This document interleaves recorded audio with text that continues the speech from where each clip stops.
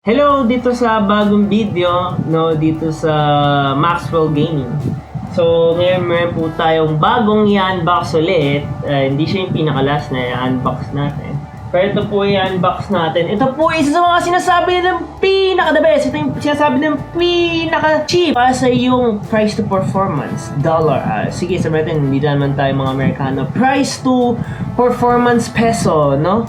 So, ito po yung Peerless Assassin 120 SE.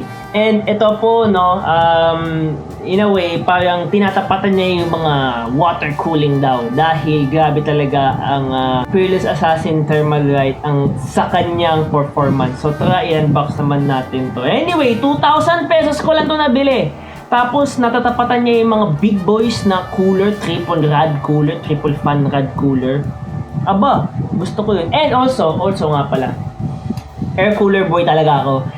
Kasi ang dami ko lang nakikita ng mga nasisira na mga AIO na pump. So hindi po kayo magkakaroon ng ganong klaseng problema na masisira ang mga AIO pumps. Kung meron po kayong parang itong heat pipe na meron silang liquid sa loob na kapag uminit yung CPU, aangat lang sila sa taas ng tube. Tapos kapag nasa taas po sila ng tube, kapag nalamigan, babalik po sila as liquid form after po nila maging gas. In my opinion, mas tatagal talaga to kesa sa mga AIO nyo. So, I'm sorry AIO fanboys, pero mas tatagal kami and mas cheap kami.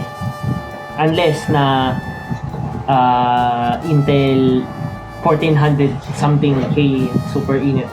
Fuck Intel. By the way, share ko lang.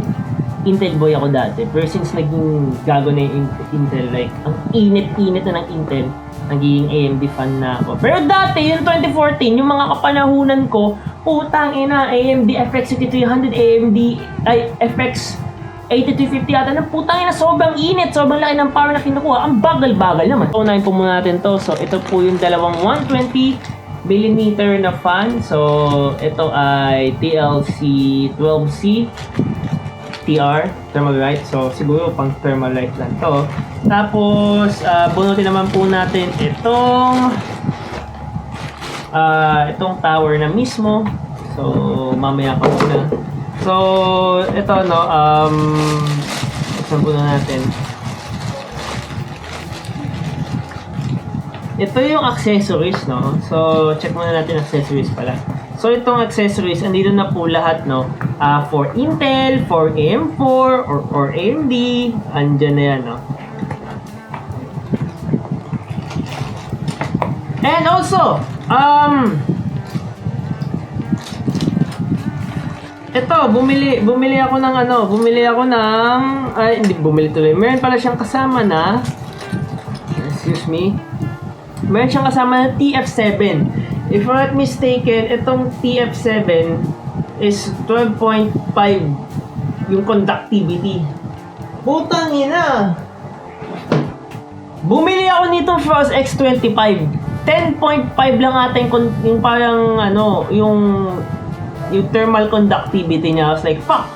Gumastos pa ako ng 200 pesos. Mas maganda pala itong nasa thermal light. Anyway, so ito nga yung mga brackets po, no?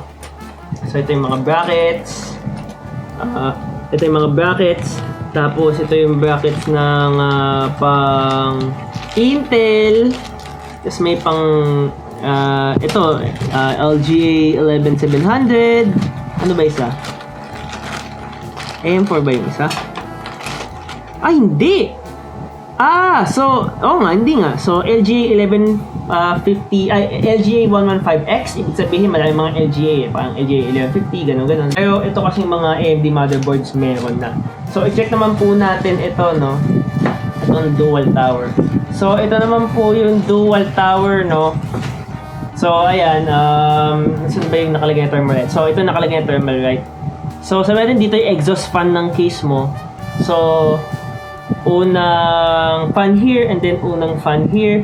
Tapos ito naman yung screw in para sa brackets. And meron po tayong 1, 2, 3, 4, 5, 6. Meron po tayong 6 heat pipes. And then ito po ang kanyang plate.